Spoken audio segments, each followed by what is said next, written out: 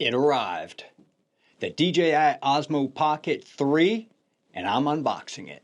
Oh, and spoiler alert, I recorded the unboxing already with my Sony camera, and I'm recording this right here with the Osmo. So you can get a feel for the quality of the video as well as the microphone, which I have right here. All right, let's get into it. I'm excited.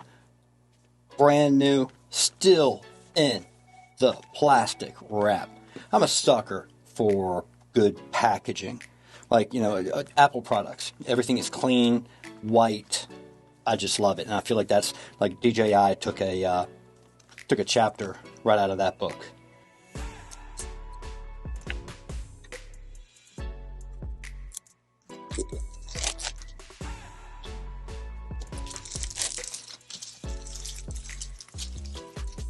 I'm guessing there's probably going to be a firmware update that's going to need to happen, but I'm not real sure. I'm hoping it's going to actually have a charge and also not need a firmware update, at least just to power it on and just show a few basic functions. And again, this is not a review. I'm going to do a review.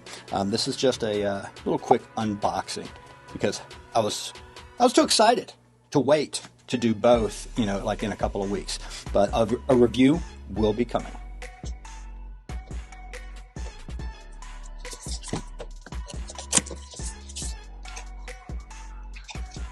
This is the creator combo packet, by the way. You know, they come with, you have the option of just the Pocket 3 and then the creator combo packet. And I opted for the creator combo packet because everything that I saw, it just made more sense to go with the combo packet as opposed to just and I think the price difference, it's like $519, I want to say, compared to I know that after everything was said and done and tax and whatnot, I want to say that I paid probably like $770, and it probably would have been a little bit more, and that included, by the way, the warranty, and DJI calls it the I think Carefresh or Refresh or something to that effect. But anyway, I would have even spent more than that because I wanted to get the ND filters, maybe the black mist filter. ND filters definitely wanted to get. They're sold out. They've been sold out, and I think that those are $60 on the site. They should be in a few weeks, hopefully. But I'm really excited about this because, well, first of all, I've never had a Pocket camera. I've never had an action camera. I've always thought about it, but I tend to go with just like what I'm shooting this on right now is a Sony ZV-E10, which is supposed to be Sony's vlogging camera, which that's what this is probably going to be a good comparison to do, you know, when I do the review, because that's what this is really intended to be, is more of a vlogging style camera. And this one here has a 1-inch sensor. A 1-inch sensor is really a big selling point. Up until now, most pocket cameras don't come with a sensor that is that big, which means that you're not going to have the same quality of video whenever you're shooting in low light. So I'm excited.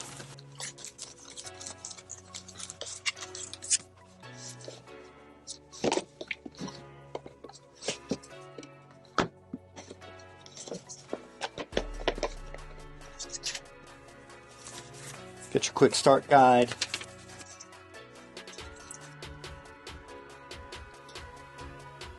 Let's go through this one first. I think this is the hard shell.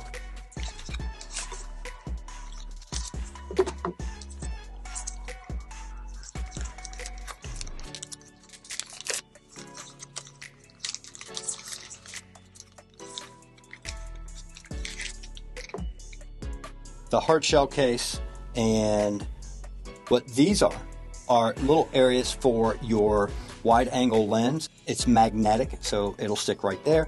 And then this is for the black mist filter. So when you're not using those, you can still keep them and store them safely in these areas. And this is it's a hard shell case, but it's a rubberized hard shell case. So it feels sturdy, but it's also very light and somewhat weatherproof, even though this is not a weatherproof camera. And I think I mentioned it, but the wide angle lens, that's the one that'll go right here, that actually comes with the combo kit. The black mist filter you have to order separately, and they're out of stock on that right now, which again, I'm not going to lose any sleep over that. I'm kind of indifferent about black mist filters in general. All right, let's get into the good stuff here. And something that is new, from what I understand, because I haven't had previous versions of these, so I never had one of the original or the Pocket 2, but it comes with a carrying case, which is pretty cool because apparently they didn't come with one previously. Wow. They fit a lot in this case.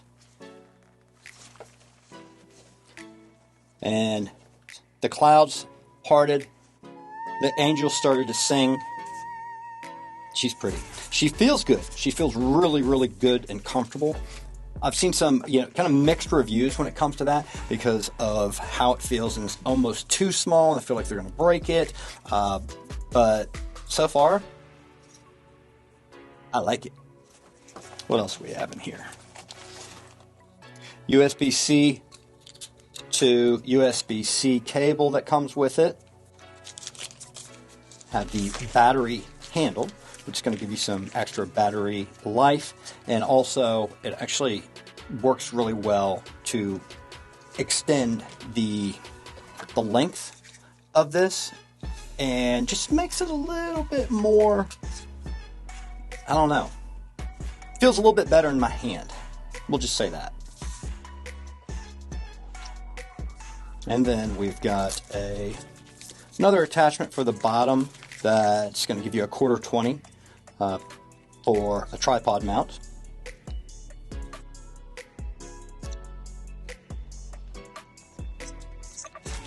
We have this, good lord, that one's stuck. Have this little mini tripod. Kind of cool. A little baby tripod. Next thing we have is our little, wow, this is a lot smaller than what I thought it was going to be, which is even cooler because this is the microphone. You can see how small this is in my hands, and it's also clear. How cool is that? I mean, not completely clear, but you can see the guts of it and whatnot.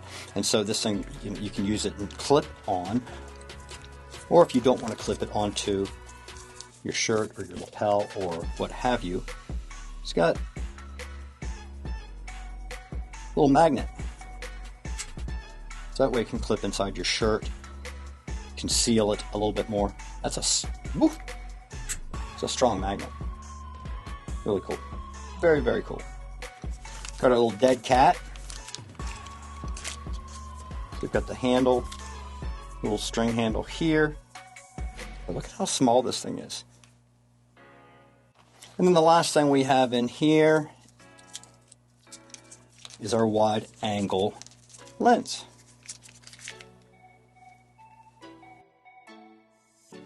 The wide angle lens is magnetic, so it just securely stays right there.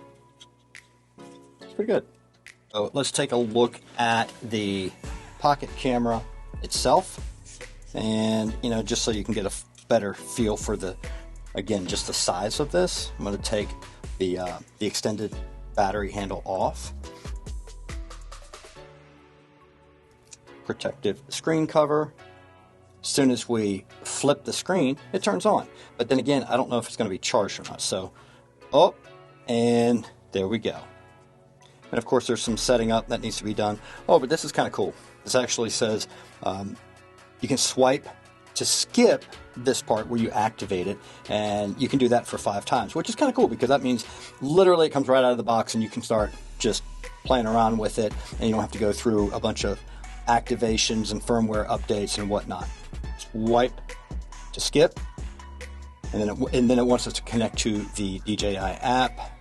But you know what? Let's go ahead and open the DJI Mimo app and get it activated.